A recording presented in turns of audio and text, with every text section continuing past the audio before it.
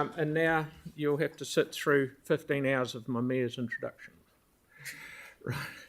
Good morning and welcome to the main event. We begin our final consideration of the 24-34 long-term plan, our 10-year budget. This is Council's plan for Christchurch in the coming decade, the services we will provide, the projects we'll undertake and how we plan to pay for it. It is our contract with the community for the next 10 years. This is the culmination of hours of hard work by so many people, councillors, community boards, council staff and over 7,000 individuals and groups who submitted. Can I acknowledge Mary and the executive leadership team for their leadership of council throughout this process? Can I also specifically acknowledge the work of the LTP team, as well as so many other council staff who have made this a process possible. Everyone has worked hard to develop proposals, answer questions, provide advice, undertake public consultations, manage hearings and run the numbers. We could not be here with decisions in front of us without all this hard work. Thank you very much. These decisions are so important for our city, for our future. This is an exciting moment in our city's history, with more and more people choosing to work, live and play and invest in Christchurch. The future of Christchurch is optimistic. The press headline last week tells us we're the happiest city in New Zealand. Yes, something I'm looking forward to continuing when we get into debate. The challenge on our council is to build on this growing success with sensible investment and through delivery of core services. This is what the LTP signs us up to do. And we are starting out in a strong position, with Christchurch already attracting more businesses, students, investors, tourists and new residents from all around the world. Even Aucklanders are saying this. Christchurch and Canterbury is already a place to visit in New Zealand. This is according to the Herald at the end of last year. It says, the largest city in the South Island is an oasis of possibilities and a place to visit. We're also a city to invest in, once again from the Herald last month. Whether it's a startup or established business, Christchurch is proving its place where businesses can flourish. And in particular, this story I really loved is a comment from the general manager of a factory opened in the North Island by an investor in the North Island in 2021. Companies now have another option outside Auckland. The scale of Christchurch, a vibrant new city with modern facilities and a number of nearby attractions, is making it an attractive option. The world finds an excuse to come to Christchurch a lot more these days. And moreover, a real win in the way the country sees Christchurch is to the enrolments at the University of Canterbury, the highest ever in the last 2 years, with over 22,000 students enrolled, while Auckland, Wellington and Dunedin have seen enrolments fall.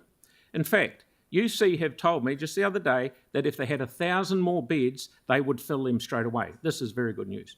When the next generation of innovators and leaders see Christchurch as an exciting city of opportunity, we know we're getting something right. This LTP sets out how we can build on all these successes even further, based on the views of our residents. We will not all love everything in the plan. Some of us will want more. Some of us will want less. And we won't have got everything right. And I'm saying, in other words, you can't please everyone all of the time. But we have debated our ideas, listened to our community and debated again. Any plan is going to be the result of the greatest consensus among the many competing views. We are now at a point where we must agree on a plan and put our energy into making it happen. Today we have in front of us a proposal that sets a one-year increase at 9.95, meets the balanced budget requirements set by central government in the first 2 years, pays down debt with subvention credits, makes a contribution towards rating for renewals, includes the cost of increased insurance premiums and interest rates, which we all know how much they are. It meets the cost of Te Kaha, and it makes no cuts in levels of service. It is a great position for our city, and a better position for our residents than many other councils around the country today. By all accounts, and as we all know, 2024 has been one of the toughest financial environments we've seen in recent memory. This makes presenting a proposal of 9.95 for us to consider today something we should all be encouraged by when we think back to when we started at the end of 2023, sitting on 18%. This LTP can have an increase lower than we initially expected while still investing in the needs of the decade. It also represents where we start from today.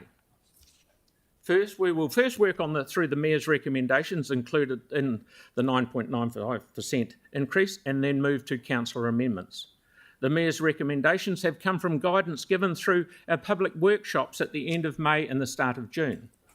Where there was not clear guidance during a workshop, I have made a call on which option to put forward, and we'll have some alternative amendments for us to consider. Councillor amendments will come next, and these are raised by individual councillors based on the draft LTP and consultation document. Submissions and hearings, some are for additional funding, some want more information, including for next year's annual plan, and some note that work will occur from the program funding. The question before us is whether the amendments will consider the following consultation are worth the extra cost to households. We have to consider each dollar and decide whether it is worth to spend it. I'm sure that it will be a smooth exercise and we should be all out of here by midnight.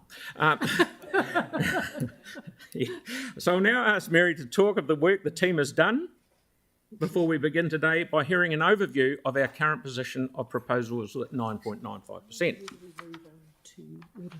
Yes, now, because of time, I will ask